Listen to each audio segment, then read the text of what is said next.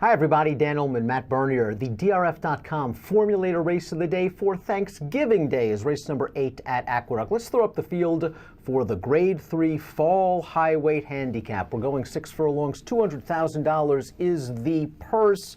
The 9 Seymour Dini is the second choice at 5-2 on the morning line. Dave Grenning is reporting that it's likely he'll skip this race to run in the Cigar on Saturday. Chivarelli, the 5, 20-1 on the morning line, just ran last week. He's likely to scratch as well. I think of the two, Seymour Dini's defection would be much more significant. I think it would be the right call for him because 6 furlongs is kind of an unknown.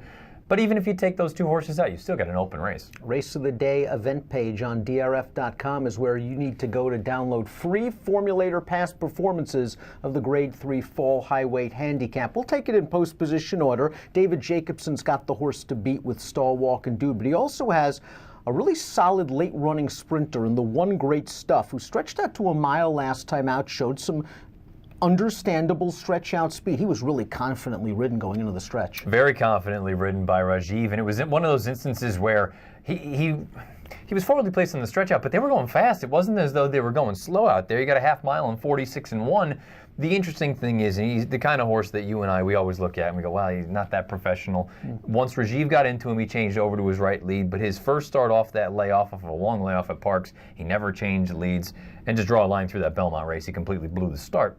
I don't know what you're going to get at 6 furlongs, but in a race like this, I wouldn't be surprised at all if he ran better than his odds would indicate. I agree with you. This is a horse that, with the exception of that one race where Trouble Kid freaked during the fall of 2016, and the race where he missed the break 2 starts back, 2 understandable defeats, he really hasn't done anything wrong since Jacobson took him from Bobby Barbara for $50,000 during the summer of 2016. He's an interesting price source to be sure, as is the 2 Hey Jabberjaw, who was claimed for $100,000 by Robertino Diodoro out of his last race. Now, we've seen Diodoro claim $100,000 horses and come back to win graded stakes races. Of course, that horse ended up winning a couple of derbies out in Western Canada. Yeah, and that's the thing. I mean, as far as the class level is concerned, it's an entirely different ball game.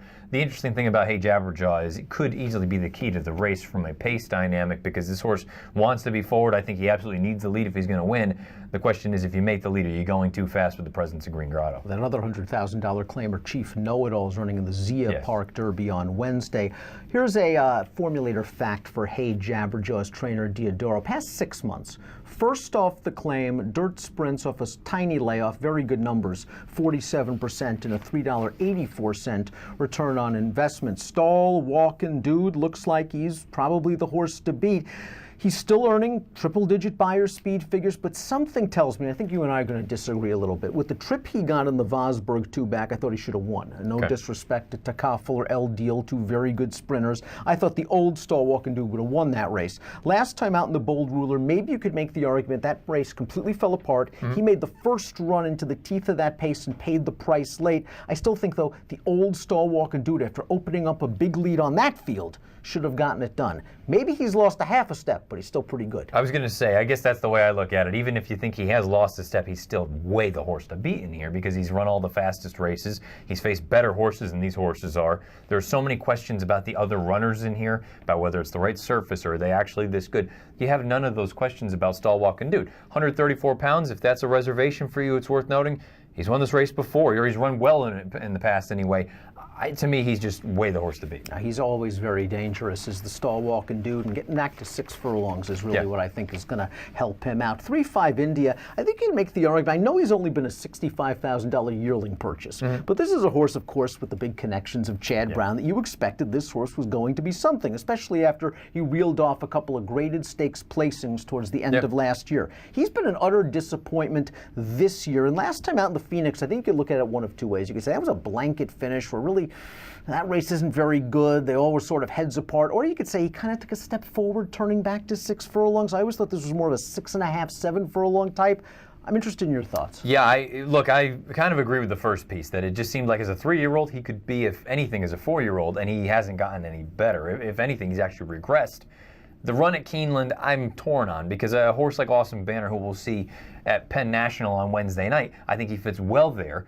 It's worth noting Limousine Liberal came back to win his next start that was down at Churchill, but it was only a 91 buyer. There's a part of me that thinks I just don't know that this horse is good enough to face and beat horses like Stalwalk and Dude and Ready for Rye and Green Grotto and Life in Shambles, and that's not including if we see Seymour Dini in here. Boy, the connections alone make me look at this horse and say he's an underway. He's the kind of horse, though, that is capable of working out really good trips because he has tactical speed. Two back at Saratoga, you don't get a better trip than that. No. Just a big pace duel. He's sitting there third by himself. He shows up in the Phoenix. Didn't break great, but Javier put him in the race, and he was in with a big chance turning into the stretch, and he just flattened out late. I think a good trip is coming for 3-5 India. You might be right about the price, and that's worrisome. Although with Stalwalk and Dude in the race, he might be somewhat playable. Chivarelli, we were at the track on Saturday watching him win for fun for Rudy Rodriguez. Claimed out of that race by Tom Morley. He is a doubtful starter for the fall Highweight, but boy, he looked good spurting away last week. Yeah, he really did. But I have to be honest, I think this is the right call if you don't run him. If you run him here, you're really throwing him to the wolves, and you're just hopeful that he's in just raging form right now. I still think there's some races in him, particularly, you and I talked about it. Why not over the winter? When we get into January, when we get into February, these stakes races up here, he can make hay. The 6 Green Grotto is a millionaire. He won the fall Highweight at 24-1 back in 2015. He's going to mourn the loss of the Inner Dirt. He's done some good running there, but he's obviously done some good running over the main track as well. And the Timeform US Pace Projector has him out in front. And I think he is a little bit faster than Hey Jabberjaw, even at the ripe old age of 7. Last time out in the Bold Ruler, he set that very, very fast pace. He tired. Something tells me around this time of year on this track, Green Grotto usually runs well and outruns his odds. I think he'll outrun his odds again on Thanksgiving. I'm with you. You look at it from the pace dynamic. Boy, he's got an advantage, and don't let, just because the old boy may not be what he once was, and I think you can even include his win in the Grade 1 Carter in the spring. He's not as good as he was 2 or 3 years ago. You give him an inch, he can make you pay. I think he's dangerous. At Aqueduct, whether it's over the Inner Dirt, the now defunct Inner Dirt, or the main track, his best advantage, we saw a little bit of it in the Bold Ruler last time out, is that he widens on the turns. He runs the turns very well. And if that pace projector is right, and he is able to clear off from Hey Jabberjaw early and extend on these horses on the turn, the rest of these horses might have a whale of a time of lugging this significant poundage trying to catch him in the lane. He's always interesting at a price. Life in Shambles beat Hey Jabberjaw on great stuff last time out in an optional claimer at Belmont Park.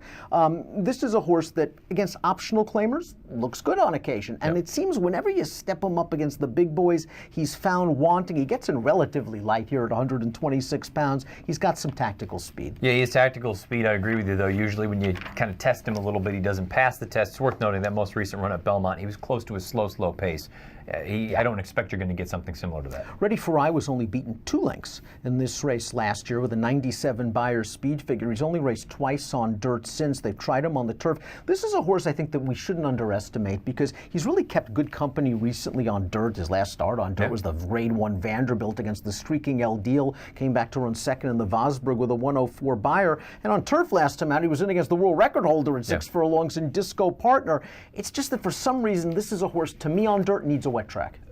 Yeah, I mean, it's hard to argue with his career effort. I mean, he's 4 for 4 in the exacta, 3 for 4 as far as the wet track is concerned, 1 for 11 on fast dirt.